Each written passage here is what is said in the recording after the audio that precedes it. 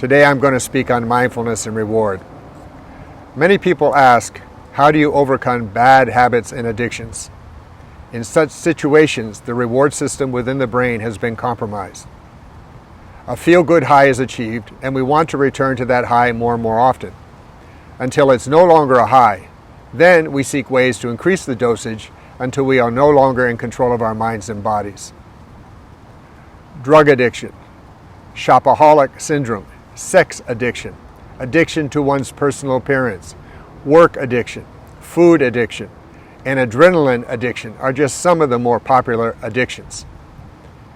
In extreme cases, addiction may lead to suicide. Suicide, strangely enough, is a last-ditch attempt at exercising some control over one's life. Programs like Alcoholics Anonymous make use of heartfulness and playfulness to address alcohol addiction, probably because they both directly involve the reward system, and when combined, increase awareness and attention.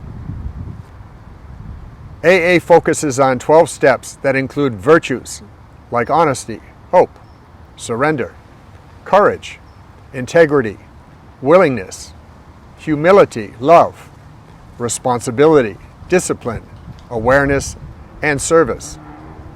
What is not often considered as a solution is mindfulness, the combination of awareness and attention, probably because these qualities don't seem directly involved with the reward system.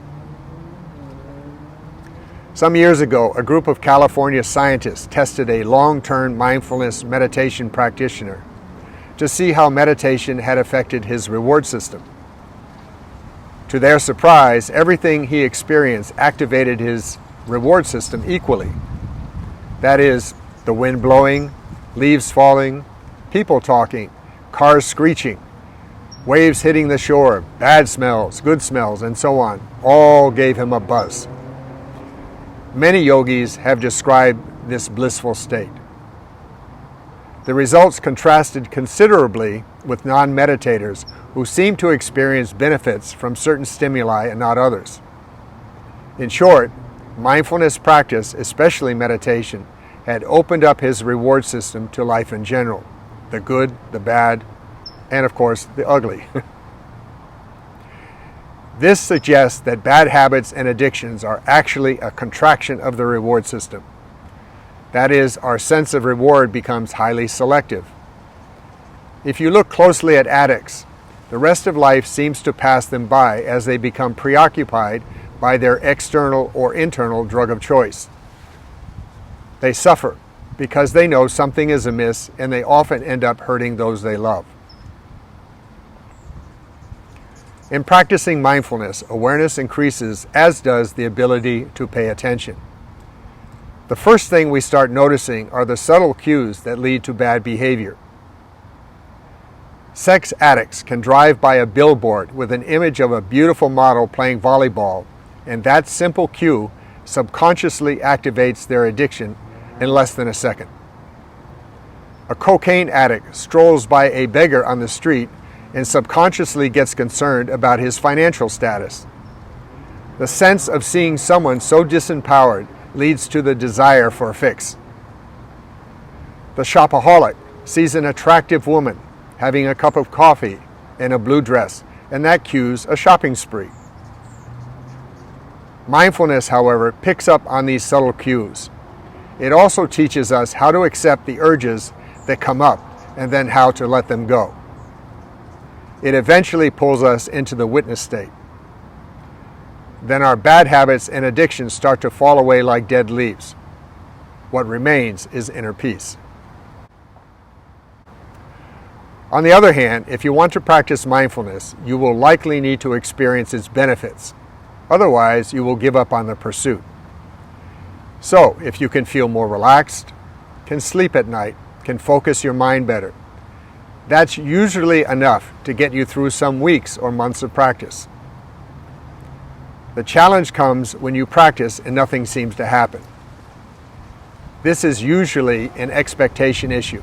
And again, it is the reward system saying, this is what I want, and I want it now, not next week.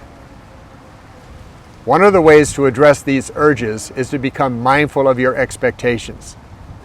Accept them as part of your experience and gently inquire into why they exist in the first place. And again, why so urgent? If you can take the firm attitude that you will practice mindfulness every day, come rain or shine, until the day you die, you send a very strong message to your reward system. Get used to it. Even if you miss a practice, go immediately back to it. Eventually, the reward system will seek its buzz in whatever is being offered to it. Life, for example. In short, beggars can't be choosers. Once your reward system is on board, the road to bliss and inner peace opens.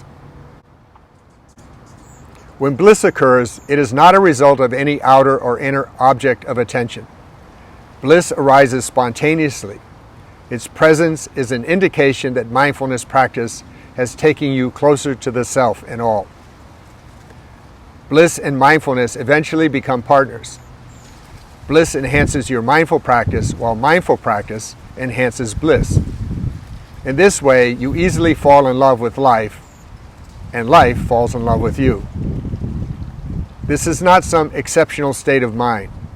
It is your divine nature bubbling up from deep within your consciousness. In short, you are not experiencing a reward. You are the reward. Thank you for listening. Namaste. Have a great day.